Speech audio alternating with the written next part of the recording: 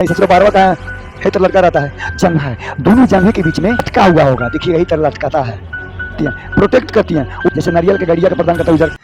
नमस्कार दोस्तों, स्वागत है आपको सूर्य के चैनल में।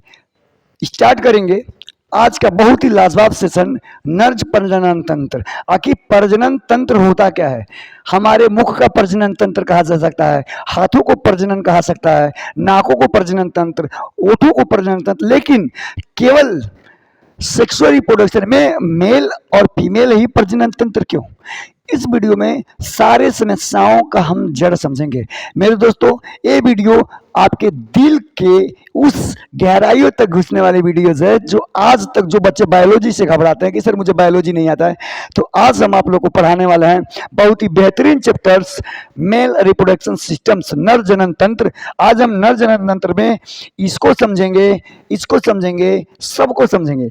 आज आपको रटने की जरूरत नहीं है, आज आपको रटने की जरूरत नहीं है। आज इस वीडियो में बड़ा बारीकी से समझेंगे हम। सबसे पहले इस क्लास को स्टार्ट करने से पहले एक छोटी सी शायरी के साथ हम आगे बढ़ना चाहेंगे। मेरे दोस्त, मिल बेहतर से बेहतर की तलाश करो, मिल जाए नदी तो समुद्र की तलाश करो, टूट जाते हैं शीशे के पत्थर के मार से शीशे, और टूट जाए पत्थर एक शीशे की तलाश करो। आप भी कुछ कर सकते, you can do it, you have the quality. Now let's move up, ज्यादा समय नहीं लेना चाहते। हम पढ़ेंगे नर। नर को बोलते हैं पुरुष जनन तंत्र। जनन का मतलब होता है रिप्रोडक्शन। अच्छा, इसको समझने से पहले थोड़ा ये समझिएगा, हम लोग पढ़ने जा रहे हैं कि आखिर ये है क्या। भाई देखो, सबसे पहले समझो ये है क्या। तो भैया ये है, डिफिनेशन समझेंगे फिर किताबी भाषा में समझाएंगे। कह रहा है पुरुष के जनन अंगों में अनिवार्य नर लैंगिक अंगों में एक जोड़ी रिसर्च जिसे टेस्टिज होता है। और समझें भाई कि सर ये क्या होता है। देखो, आप देखे होंगे कुछ इस तरह से भाग देखोगे मेरे दोस्त, और इसमें कुछ इस तरह से आपने देखा होगा। मतलब कि आप देखे होंगे किसी व्यक्ति में अंदर कोई भी मानव है, नर है, उसके अंदर एक ब्रिसल कोष पाया जाता है। इस वाले पूरे वाले भाग को बोलते हैं बेटा हम ब्रिसल कोष। इसको बोलते हैं हम ब्रिसल कोष। ब्रिसल कोष के अंदर पाया जाता है टेस्टिस। ब्रिसल कोष के अंदर क्या पाया जाता है मेरे दोस्त? टेस्टिस पाया जाता है। तो बोला है, यहाँ पे देखेंगे आप लोग वीडियोज में, कह रहे हैं कि पुरुष जनन के अंगों के अनिवार्य नर लैंगिक अंगों में एक जोड़ी ब्रिसल यानी टेस्टिस तथा कुछ जोड़ीदार पेयर्स, कुछ एकल्स आविक पेयर पाए जाते हैं। सहायक अंग होते हैं। जोड़ीदार नर लैंगिक अंगों के अंतर्गत नर जनन वहिकाएं, मेल जेनेटिक्स ड्यूस या अधिवक्त शुक्राशय ईटीसी। मतलब कहने का मतलब हम आपको यहाँ से एक पिक्चर के माध्यम से समझाना चाहेंगे। देखो, सबसे पहले इस पिक्चर को आप लोग समझिए, तब हम आप लोग को समझाने का प्रयास करेंगे। सबसे पहले मैं आपको बताया, कोई एक मानव है मेल, उसके अंदर पाया जाता है क्या? दो जोड़ी टेस्टिस। जैसे इसको बोलते हैं भैया टेस्टिस। क्या बोलते हैं इसको हम? टेस्टिस। इसको ब्रिसल बोलते हैं हिंदी में, ठीक है। और जो टेस्टिस के ऊपरी वाले भाग है, इस ए वाले भाग जो चमड़ीदार होती हैं, जो इसको क्या करती हैं? प्रोटेक्ट करती हैं, उसको बोलते हैं ब्रिसल कोष। अभी मैं जस्ट बताया कुछ समय पहले कि आप लोग देखेंगे, आप लोग काहे शर्मा रहे हैं भैया? काहे शर्माते हो बकलोल? तुम अपने नीचे हाथ लगाओ और देखो, तुम अपने टेस्टिस को पकड़ो, चेक करो कि जब उसको चेक करोगे तुम, तो एक ऊपर गद्दी नुमा संरचना है, मोटी चमड़ी है, समझ रहे हो? जैसे नारियल देखे हो, नारियल के ऊपर एक खोखा होता है। क्या होता है? खोखा। जब वो नारियल को फोड़ते हैं तो नीचे से गड़ी निकलता है। तो उसी प्रकार जो आपको टेस्टिस के ऊपर वाला भाग है, समझो खोखा है, और आपके ब्रिसल का प्रोटेक्ट कर रहा है, सुरक्षा प्रदान करता है। जैसे नारियल के गड़िया का प्रदान करता है उधर का गए, उसी प्रकार तुम्हारे टेस्टिज का यानी ब्रिसल का प्रोटेक्ट करता है ब्रिसल कोष। तो ये जो ऊपरी वाली जो भाग होती है मेरे दोस्त, ये वाली जो भाग मोटी सी चमड़ी होती है, उसको कहते हैं ब्रिसल कोष। आई होप कि आपको समझ में आया होगा। एकदम जड़ से उखाड़ के पढ़ाएंगे, काहे घबराते हो तुम? एकदम भोजपुरी लैंग्वेज में पढ़ो। तो ये मोटी वाली जो चमड़ी है जो प्रोटेक्ट करती है दोनों टेस्टिस को, उसके ऊपर वाले मोटे चमड़े जो होते हैं आप देखेंगे कुछ, आप कुछ देखेंगे ऐसे होगा कुछ, एक मिनट, आप कुछ ऐसे ऐसे देखे होंगे कि ऐसे होगा और ऐसे होगा और ऐसे होगा, आप ऐसे का कुछ, तो ये वाले भाग इसको टेस्टिज बोलेंगे, और इसको जो प्रोटेक्ट कर रहा है उसको क्या बोलेंगे हम, ब्रीचर कोष। ठीक है, इतनी बात समझ में आई मेरी। देखो तो उसको क्या करता है, देखो ये कहाँ होता है बाबू, ब्रीचर कोष कहाँ पाया जाता है, ब्रीचर कोष कहाँ पाया जाता है, देखो ये लोग ब्रीचर कोष कहाँ पाया जाता है, मान लीजिए ये कोई क्या है, ये कोई व्यक्ति है, मान लीजिए कि लल्लू है, ये ललुआ है, क्या है, ये ललुआ, ललुआ, ललुआ के इस वाले भाग को देखेंगे, ललुआ के इस वाले भाग को देखेंगे, ठीक है, इस वाले भाग को, ये दोनों जंघा है इसका, क्या है, जंघा है, दोनों जंघे के बीच में एगो थैली नुमा सा संरचना होगा, लटका हुआ होगा, देखिए यही तरह लटकाता है, लटका समझते हैं, जब कोई व्यक्ति सावधान, तो देखिएगा जब सावधान में आप खड़े होंगे तो दोनों टांगों के बीच में, या बिस्तरा में खड़े होंगे, आप खड़ा होकर देखिए अपनी जगह पे, तो दोनों टांगों के बीच में एक ऐसे गद्दी नुमा गोल के एक थैली लटकी होती है, क्या होती है बेटा, एक थैलियाँ लटकी होती हैं, उस थैली के बीच में, उस थैली के बीच में दो गोले गोले क्या होते हैं, ब्रीचर टेस्टिस होते हैं। तो ये बड़ी वाली थैली का काम क्या करता है, इसको प्रोटेक्ट प्रदान कर रहा। तो इसके बारे में जान लीजिए कि जो स्पर्म का निर्माण होता है यहीं पे होता है, कहाँ पे होता है, यहीं पे होता है, टेस्टिस से ही पास होता है, प्रोटेक्ट ग्लैंड के माध्यम से। लेकिन अब सर देखिए ये बाहर क्यों होता है, आप लोग का ये डाउट है कि सर जो हमारा टेस्टी होता है दोनों जंघे के बीच में होता है, मानता हूं, लेकिन झूला भी होता है ये भी मानता हूं, लेकिन ये सब हमारे बॉडी के पार्ट अंदर होते हैं, तो ये बाहरवा क्या करता है, लटक के ससुरा, सब हमारा बॉडी का पार्ट अंदर है, ससुरा बाहरवा कहाँ है तो लटका रहता है। तो उसका रीजन बता देते हैं कहाँ बारह लटका रहता है, बाबू ये बारह इसलिए लटका होता है, स्पर्म का निर्माण, स्पर्म का निर्माण तभी करेगा जब हमारे बॉडी का टेम्परेचर से 2% टेम्परेचर कम रहेगा। स्पर्म का निर्माण हमारे मेल शरीर में तभी होगा जब हमारे बॉडी के टेम्परेचर से 2% कम रहेगा। जैसे हमारे बॉडी का टेम्परेचर 37 डिग्री सेल्सियस होता है, आपको पता ही है, ठीक है, कितना होता है 37 डिग्री। तो हमारा बॉडी स्पर्म का निर्माण नहीं कर सकता जब तक उसके बारे में क्या हो, इस तरह से हो, फahrenheit में हो, ठीक है बेटा। जब वो इसमें से 2 माइनस कर देंगे तो आनी 35 सेल्सियस पे अगर हमारा बॉडी टेम्परेचर रहा तो यहाँ पे स्पर्म का निर्माण करेगा, अदरवाइज अगर 37 पे रहा बाबू तो नहीं करेगा। इसीलिए इसको हमारे बॉडी के टेम्परेचर से 2 सेल्सियस कम चाहिए टेम्परेचर, 3 सेल्सियस कम चाहिए टेम्परेचर, तभी जाकर के चल रहा है ना वीडियो, तभी जाकर के हमारा बॉडी क्या करेगा, स्पर्म का निर्माण करेगा। इतना बात समझ गई। तो सर स्पर्म के निर्माण में फिर बबुआ बाहर निकला है, ओकरे में का अंतर है, तो बाबू हमारे बॉडी का टेम्परेचर 37, तो बॉडी में अगर अंदर थैली में कहीं रख दिया जाता है किडनी के जैसे, फेफड़े के जैसे, तो ये 37 में कन्वर्ट हो जाता है। इसको तो ठंडा चाहिए ना, हवा चाहिए, तभी तो निर्माण करेगा। इसीलिए बबुआ ये दोनों जंघा के बीच में इसको रखा गया है कि बाहर रहेगा, हवा पाएगा तो ठंडा रहेगा, डिग्री सेल्सियस कम होंगी, तब जाके निर्माण करेगा स्पर्म का। क्या ये बात समझ में आया बाबू एकदम। इसलिए दोनों जंघे के बीच में लटका हुआ होता है और एक थैली नुमा ब्रीचर कोष में टेस्टिस रहते हैं, ब्रीचर होते हैं। उसका रीजन नहीं होता है बाबू क्योंकि ये इसकी डिग्री सेल्सियस कम चाहिए, क्योंकि तभी ये स्पर्म का निर्माण करेगा। हमारे बॉडी से 2 डिग्री सेल्सियस क्या चाहिए, कम चाहिए। तो इतनी बात समझ में आई है। और हर एक व्यक्ति 2.5 से लेकर के 3 ml स्पर्म किसी सेक्स के दौरान किसी फीमेल के वर्जना में सेंड करता है। कितने ml, 2.5 से लेकर 3 ml, ठीक है। आगे बढ़ेंगे, जैसे कि हम पढ़ रहे थे, अभी समझेंगे। तो ये सब तमाम बातें अपनी जगह, फिर हम जानेंगे ए वाला, थोड़ा इसको समझिए। कह रहा है सोलंस वाहिकाएं एवं काउपर्स ग्रंथियां सम्मिलित होती हैं। अभिव्यक्त सहायकता लैंगिक अंगों के अंतर्गत वृषण कोष, प्रोटेस्ट ग्रंथि, मूत्र मूत्र मार्ग एवं शीर्ष, शीर्षण मतलब समझना भी बताऊंगा, सम्मिलित होते हैं। जंदों द्वारा संवृत्त हार्मोन सहायक लैंगिक अंगों की क्रियाओं का नियंत्रण करते हैं। गृहलिखित जनन अंग पुरुष के जनन तंत्र के अंतर्गत सम्मिलित होते हैं। तो बाबू ये समझो तुम, मानव शरीर में कौन कौन से पार्ट, एक मेल के टेस्टिस मतलब सेक्सुअल रिप्रोडक्शन में क्या क्या रहता है समझो। एकदम नीचे से समझेंगे बाबू, एकदम नीचे से समझो आलोक बेटा। तो मैंने बताया कि ये देखिए इस तरह से खड़े हैं, इस तरह से खड़े हैं, वो वाला पार्ट दिखा दिया है, ठीक है।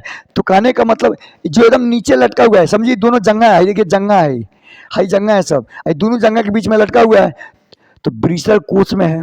जो निचला झूला हुआ है गोल कभी दिखाए थे, यही तरह झूला हुआ है, ठीक है। ये आपका जंगा है दोनों, तो दोनों जगहों के बीच में झूला हुआ है, तो उसको क्या कहेंगे, ब्रीसर कोष। ब्रीसर कोष के अंदर क्या होता है, ब्रीसर, जिससे इंग्लिश में क्या आता है, टेस्टिस, ठीक है। अब देखिए अग्र चंद्र या चंद्र बोलते हैं, अग्र चंद्र। अब देखिएगा अग्र चंद्र मतलब समझ, चादरा चादरा। आप जब पेनिस देखेंगे, हम कैसे बताएं, मान लो कि है देखो है, मान लो कपड़ा है, पेनिस कभी देखना, पेनिस ऐसे होता है, तो पेनिस के ऊपर एक चमड़ी होती है। जब बेबी सेक्स नहीं किया होता, कोई लड़का वर्जन होता है, तो उसका चमड़ी रहता है, तो ऐसे ऐसे नहीं करते हैं सब, ऐसे ऐसे ऐसे ऐसे, तो चमड़िया बाहर ऊपर नीचे होता है। पेनिस के ऊपर देखिएगा चमड़ी होती है, चमड़ी ऐसे ऐसे जब ऊपर किया जाता है, नीचे ऊपर होता है वो, तो उसको बोलते हैं अग्र चंद्र, आगे वाले चंद्र। चंद्र का मतलब जो मांसपेशिया को ढक के रखती है, उसको बोलते हैं अग्र चंद्र, ठीक है। जो आगे वाले ई वाले भाग को, मतलब ये पेनिस के ऊपर वाले जो चंद्र मतलब हल्का सा चमड़ी होती है, उसको अग्र चंद्र कहते हैं। अब दूसरी बात मैं बोला कि एक बीचों बीच, पेनिस के बीचों बीच से, यानी लिंग के बीचों बीच से एक नली बहती है, उस नली का नाम होता है स्यूसन मुंड, सॉरी उसका नाम होता है मूत्र मार्ग। क्या होता है बाबू, उसको कहते हैं मूत्र मार्ग। जो नली बीचों बीच से निकलती है, पेनिस जिसे बोलते हैं, पेनिस के बीचों बीच से जो निकलती हैं, उसको बोलते हैं मूत्र मार्ग। और मूत्र मार्ग के ही माध्यम से स्पर्म भी आता है और मूत्र मार्ग भी निकलता है। और देखो अब ऊपर वाले जो यहां से देखना, जो एक गद्दी नुमा संरचना, एक गद्दी नुमा सा संरचना बना हुआ है, ए वाला पार्ट्स गद्दी नुमा सा संरचना बना है, लटका हुआ है दोनों जंघों के बीच में। गद्दी नुमा आप लोग को पता है क्या अच्छी तरह से, उसको बोलते हैं स्यूसन मुंड। ये आगे वाले भाग को जो देखिएगा कुछ ऐसे होता है, यहाँ पे दिख रहा है, यहाँ पे मान लीजिए पेनिस है, ठीक है, और कुछ ऐसे होता है। आगे वाले बड़ा सा भाग होता है जो मतलब कछुए की मुड़ी के जैसे होता है, कछुआ की मुड़ी जैसे होता है, ऐसे वाले आगे वाले भाग, उसको बोलते हैं स्यूसन मुंड। मुंड मतलब शीश, लिंग का मूड, ठीक है। अब वो देखना ऊपर वाले भाग को देखेंगे, और इधर वाले, और ये जो है चमड़ी का ऊपर वाला भाग को लिंग कहते हैं, इसी को हम कहते हैं लिंग, ठीक है। अगर ऊपर चलें बेटा जी, तो हम बताएंगे आपको कि ए वाले जो भाग होती हैं, ए वाले यहां समझिएगा, ए वाली भाग, उसको क्या बोलते हैं, प्रोटेस्ट बोलते हैं। प्रोटेस्ट ग्रंथि आप सुने होंगे, इसी के कारण मेल में आवाज बदलते हैं, इसी के कारण मेल में दाढ़ी आता है, इसी के कारण मेल में उत्साहित होता है, कुछ हो जाता है दादा, ये फीलिंग आती है, यही हार्मोन के चलते, ठीक है बाबू। ये प्रोटेस्ट, मेन प्रोटेस्ट ग्रंथि का, ठीक है। आगे शुक्रवाहक, ये भैया क्या है, ये जो शुक्रवाहक देख रहे हैं आप, जो टेस्टिस से क्या होता है, टेस्टिस के ऊपर जो लगा होता है, ब्रीसर के ऊपर वाले कोष से जुड़ा होता है, जिस ब्रीसर कोष कहते हैं, ठीक है। अब देखो मूत्राशय, ये वाली नली जो होती है बाबू क्या होती है, मूत्राशय होती हैं। क्या होती हैं बेटा, ये वाली सली यहाँ से निकलती है, प्रोटेट ग्राम से निकलती है ये वाली थैली, और ये मूत्राशय से बाहर से पेनिस से निकल जाती हैं। अब ये वाले भाग को देखिएगा इधर, यहाँ पे एक छोटी सी भाग है, उसको बोलते हैं बेटा हम शुक्राशय, क्या बोलते हैं, शुक्राशय। और ये मोटी वाली नली होती है बेटा, उसको हम बोलते हैं मूत्रवाहिनी, जहाँ पे मूत्र इकट्ठा होता है। जैसे इसमें आप अच्छे से देखेंगे लोग, इसमें आप लोग देखेंगे अच्छे से, इस वाले भाग को क्या कहता हूँ, मूत्राशय, जो मूत्र वाली थैली होती है, इसमें क्लीन दिखा। और इस वाले टेस्टिस, ये वाले गोल वाले भाग को क्या कहता है इंग्लिश में, टेस्टिस। और इस वाले जो टेस्टिस को प्रोटेक्ट कर रहा है, मोटी सी चमड़ी, इसको एपिडेमिक्स बोलते हैं, ठीक है। और इस वाले भाग को हम कहते हैं पेनिस, पेनिस, ठीक है। और इस वाले नली, जो नली निकल कर आती है उधर से, उसको बोलते हैं एथरा, यूथरा जिसे बोलते हैं हम लोग। तो दीज आर प्रोसेस, कह रहे हैं, ये हमने पढ़ा, उम्मीद कर रहे हैं कि आपको समझ में आ रहा होगा। अब ये देखिए, इस वाले पार्ट को संकलन वाहिनिकाएं बोलते हैं, मलाशय बोलते हैं इसको, और गुद्दा बोलते हैं इसको। कहने का मतलब समझो, एक व्यक्ति के शरीर से मूत्र भी बाहर निकल रहा है और वीर्य भी बाहर निकल रहा है। आखिर ये प्रक्रिया क्यों होती है? कभी मेल में देखेंगे, मेल के अवर्जना के अंदर देखेंगे आप, तो छिद्र पाई जाती हैं, दो। इसमें दो प्रोटेक्शन, दो छिद्र हैं भैया, एक मूत्राशय के लिए, एक प्रेगनेंसी बेबी के लिए। लेकिन मेल के, हम तो मेल वाला बने ये नहीं पा रहे दादा, देखो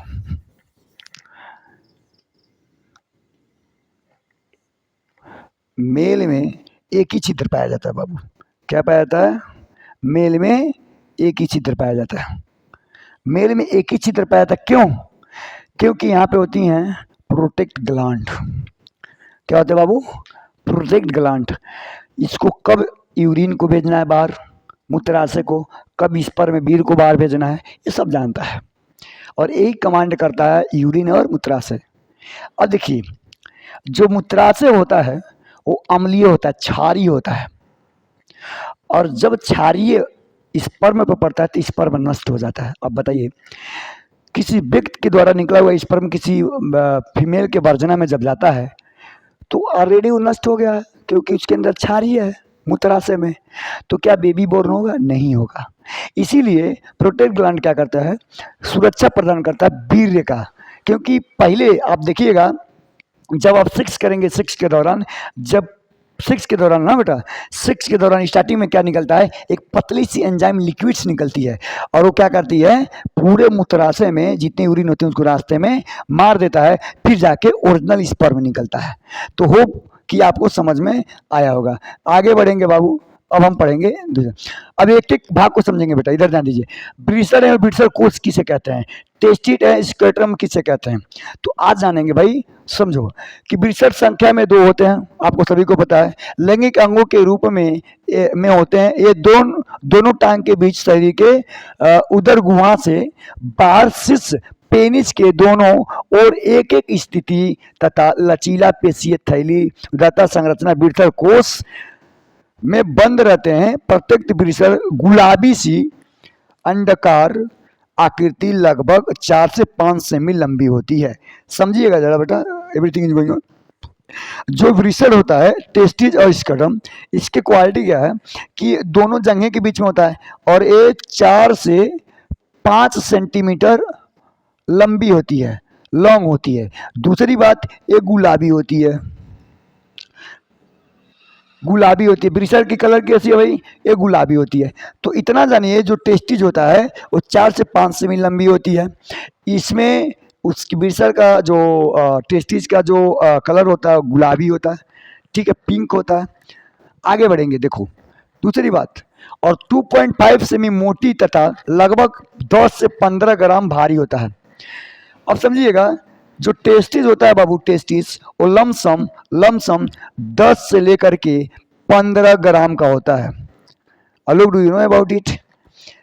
ये 10 से लेकर के 15 ग्राम वजन में होता है मेल का टेस्टिस, और 2 से 2.5 सेंटीमीटर क्या होती है, मोटी होती है। इसकी चद्दर जो होती है वो 2.5 सेंटीमीटर 2.5 सेंटीमीटर मोटी होती है। मैं भी बताया, इसको प्रोटेक्ट करता है ये वाला साइड, तो मोटी होती है वो, ठीक है।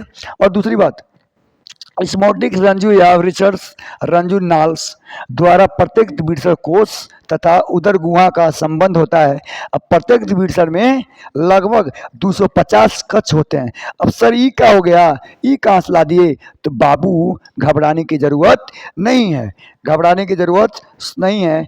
आपका बोला कि प्रत्येक द्विसर कोष में 200 नालिकाएं होती हैं, तो भैया ये देखो यही नालिकाएं हैं, यही नालिकाएं हैं कि प्रत्येक में हर एक उत्तर गुहा में 250 नालिकाएं होती हैं। देखो जरा, और इसको प्रोटेक्ट, इसकी एक झिलिया परत होती हैं जो खुद ही इसको क्या करती हैं, प्रोटेक्ट करके और बाहर निकल जाती हैं। इसी कारण स्पर्म क्या करता है, रेंगता है, इसी में स्पर्म में पूंछ होता है। तो उम्मीद करते हैं कि आपको ये बातें समझ में आ रही होंगी। आगे बढ़ेंगे, उसमें कुछ और बाकी था, ठीक है। ढका, देखो 250 कक्ष होता है, बिरसर संघन आवरण से ढका रहता है, या 3 सत्र से बना होता है। भैया ये 3 सत्र से बना होता है, कौन कौन से सत्र है, पहला देखिएगा ट्यूनिका बेजीनेलिस योनिक संकुच से बना होता है, दूसरा ट्यूनिका एल्बुजिनिया से बना होता है, तीसरा ट्यूनिका वास्कुलोसा से बना होता है। ये तीनों याद रखिएगा बेटा, वीडियो चल रहा है एवरीथिंग। ये क्या होता है, इस चीज से बना होता है। तो समझो क्या क्या आ रहा है इसमें बेटा। बिरसर कोष ताप नियतात्मक का कार्य करता है, और इस ताप शरीर के ताप से 2 सेल्सियस नीचे रहता है। देखिए बेटा, मैं भी जस्ट बताया कि जो मानव शरीर के जो ताप होता है वो 37 डिग्री सेल्सियस, लेकिन क्या होता है जब बिरसर में स्पर्म का निर्माण होता है तो 2 डिग्री सेल्सियस नीचे रहता है। इस प्रकार बिरसर का शुक्राणुजनक उत्तर तथा शुक्राणु शरीर के उच्च ताप से बच सकते हैं। सर्दियों में बिरसर कोष उष्ण रहने के लिए संकुचन कर शरीर के समीप आ जाते हैं तथा ताप बढ़ने पर बिरसर स्थिति होकर नीचे लटक जाते हैं। समझिएगा जरा कि आप देखिएगा गर्मी के अपेक्षा ठंडी में, जब ठंडी पड़ती है, कुछ बारिशें होती है ना, तो देखिएगा हमको कुछ कुछ खाने का मन कर लेता है। समझिए, जब ठंडा पड़ता है तो हमें कुछ कुछ खाने का मन करने लगता है। कभी देखें बारिश खूब हुआ हो तो देखिएगा घर में जब रहते हैं तो कुछ बना के खाने का मन कर जाता है, मन थोड़ा सा बेचैन टाइप में हो जाता है, थोड़ा अलग फीलिंग आने लगता है। उसका वजह जानते हैं, उस समय हमारी बॉडी का टेम्परेचर कम होता है और बिरसर का कम, तो उसमें आपके पूरा टेस्टोस्टेरोन पाए जाते हैं, टेस्टोस्टेरोन पाए जाते हैं। वो क्या करते हैं, हमारे बॉडी में एक अलग हलचल पैदा करते हैं, हमको कुछ कुछ करने का मन होता है, घूमने का मन करता है, ठीक है, अंदर अलग अलग तमाम की फीलिंग उत्पन्न करता है वो। इसीलिए आप देखिएगा कि सेक्सुअल रिप्रोडक्शन में मेल के पास ताकत गर्मी के अपेक्षा ठंडी में अधिक होता है। हॉटनेस के टाइम सेक्सुअल रिप्रोडक्शन उतना कम, जैसे कोई व्यक्ति इतना स्ट्रॉन्ग नहीं सेक्स करेगा जब गर्मी रहेगा, लेकिन ठंडी के दिन में देखिए बड़ा स्ट्रॉन्ग रहता है वो ड्यू टू रीजन उसका तापमान कम होता है और बिरसर का निर्माण फास्ट होता है, ठीक है। सर्दियों में बिरसर का कोष उस रहने के लिए एक सिकुड़कर शरीर के समीप आ जाते हैं। समझ गए, सिकुड़ जाता है और इतना निर्माण होता है और ऊपर चढ़ जाता है वो सब चीज़ें, ठीक है। आगे बढ़ेंगे, देखो ये वाली बात, जैसे यहाँ पे देखो आपको मैं बताया कि इसको बोलते हैं टेस्टिस, ऊपर वाले भाग को एडिपिस, ठीक है, जो बिरसर कोष बोलते हैं। आगे बढ़ो फिर समझो।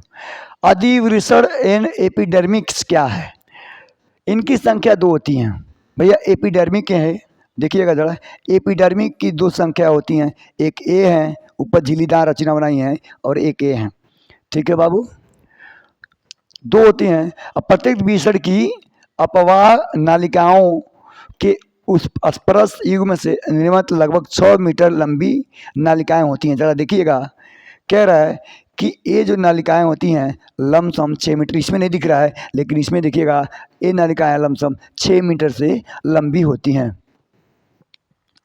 ठीक है। आगे बढ़ेंगे।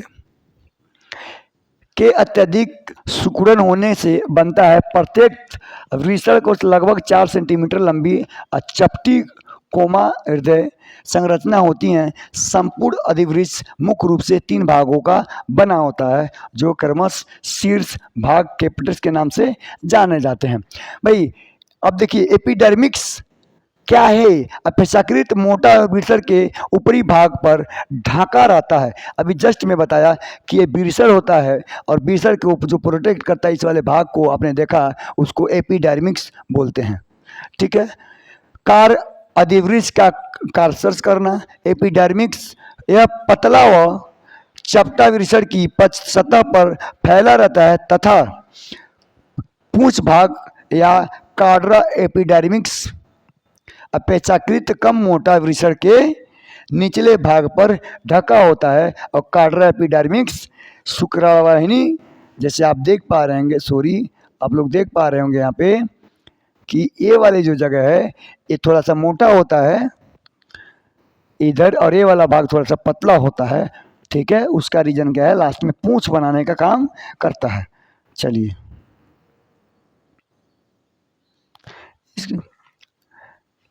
हाँ, वृषण का विकार में कह रहा है कि व्यवस्थ लड़कों में अधिक ठंडे वातावरण एवं चिंता की स्थिति में वृषणों के उदर में आकुंचित होने की संभावना रहती है। वृषण हर्निया, अब देखिए हर्निया, ये वृषण में देखिएगा एक मोटा मोटा नसेज निकल जाता है। देखिए कहते हैं हमारा वृषण सड़क गया है, ठीक है, थोड़ा मोटा हो गया, बड़ा हो जाता है, बड़ा होता है, छोटा होता है। उसका एक कारण है डिप्रेशन में आना, किसी तनाव में आने के बाद उनमें क्या होता है, एक सिकुड़न आ जाता है और बड़ा और छोटा हो जाता है। नामक वृषण में एक रोग होता है हर्निया। ठीक है बेटा, तो वृषण का छोटा बड़ा हो जाना, उसमें एक रोग का आता है हर्निया, क्योंकि जब तनाव होता है, टेंशन होता है या कोई डिप्रेशन में वो बड़ा छोटा हो जाता है या कोई हथमेस्तून करने से, तो उसको बोलते हैं हर्निया की बीमारी। उसको ऑपरेशन करके क्या करता है, इस नसेज के ऊपर जो इसके ऊपर नसें होते हैं उसको कट करके निकाल दिया जाता है, इसमें पानी भर जाता है। चलो आगे बढ़ेंगे बेटा। होता है यह विकार तब होता है जब अंतरी का गुप्त या अन्य कोई अंग वृषण कोश में लटक जाता है और वृषण के साथ नीचे की ओर सिखस जाता है। वास्तव में यह पेरिटोनियंस का कोश योनिक संचुक होता है, इसलिए बाद में बताओ, सीधा सिंपल समझो, एक बड़ा होता है, एक छोटा हो जाता है। इसमें बहुत बड़ी मोटी मोटी नसें पाई जाती हैं, तो ऑपरेशन होता है तो इसको काट के निकाल लिया, इसमें पानी भरा रहता है, इसी से हर्निया होता है। आगे बढ़ेंगे भाई। अधिवर्ष के कार्य क्या क्या होता है, अधिक से कार्य समझे। अधिवर्ष के अधिक निम्नलिखित कार्य होते हैं क्या क्या। पहला, यह शुक्राणुओं को वृषण के शुक्राणुओं में पहुंचाने के लिए मार्ग देता है। दूसरा भैया, स्वखलन से पहले शुक्राणुओं को कुछ समय तक संचित रखता है। ठीक है मेरे दोस्त, ऑलरेडी हम लोग समझ गए। अब समझेंगे शुक्राणु वाहिनी क्या होती हैं। तो ये होती है भाई, इनकी संख्या 2 होती है शुक्राणु वाहिनी की। प्रत्येक शुक्राणु वाहिनी जो नलियाँ होती हैं वो नलिया में बताया, ए वाली नली, ये नाली, ठीक है, लगभग 45 सेंटीमीटर लंबी होती हैं, 45 सेंटीमीटर लंबी होती हैं।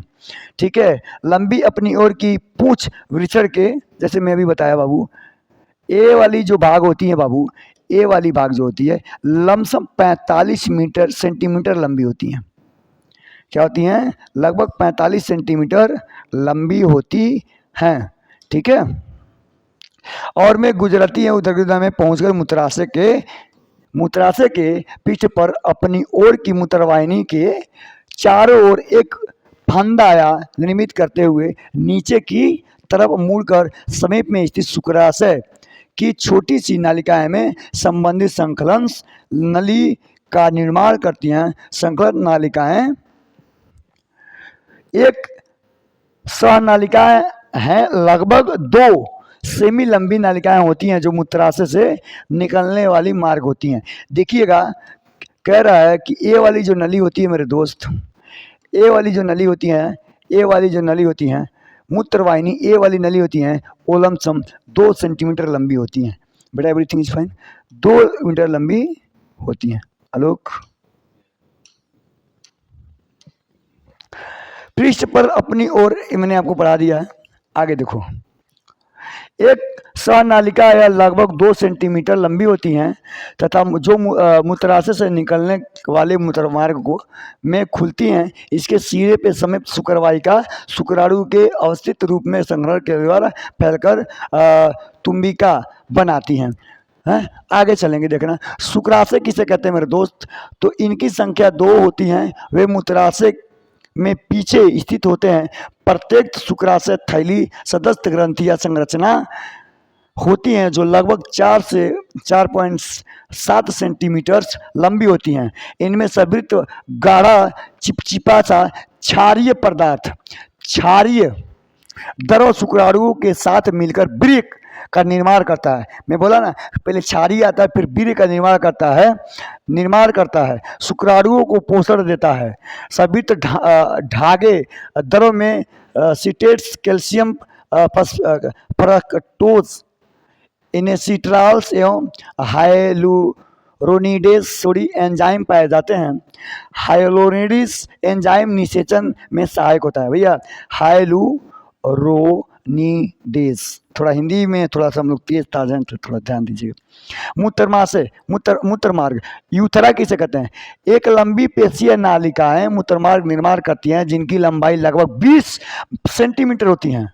यह मूत्राशय से शुरू होकर शीर्षण के अग्रभाग अर्थात शिखर पर मूत्रजनन छिद्र द्वारा शरीर के बाहर खुलती हैं। यह नित्य 3 भागों से मिलकर बनी होती हैं।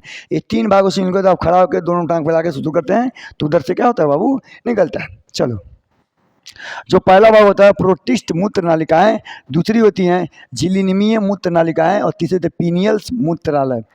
शिवसन किसे कहते हैं? नालिका यह बाह्य जनन अंग है जो या मैथुनाग कहते हैं जिसे, इस कहलाता है। शीर्ष त्वचा से ढकी ये 3 भागों में विभक्त होती हैं जिसे बेलनाकार स्पीज संरचना होती हैं और जो दोनों वृषणों के मध्य में शरीर के बाहर लटका रहता है। शीर्ष के 3 क्रमशः स्पष्ट भाग का ओर लटका होता है। पहला भाग शीर्षण मूल या जड़, शीर्षण कार्य तथा शीर्षण मुंड और ईटीसी होते हैं।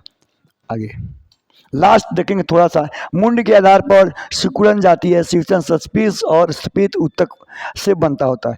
ये जो शीर्षण है भाई,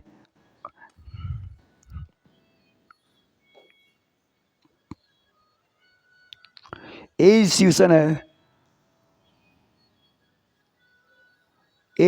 है जो क्या होता है, मुड़ जाता है। तो उम्मीद करते हैं इस वीडियो में आप लोगों ने बहुत कुछ समझा होगा। बहुत बहुत धन्यवाद। और फिर माता जनन तंत्र पढ़ने के लिए एक बार फिर मिलेंगे आपको। जय हिंद, भारत माता की जय।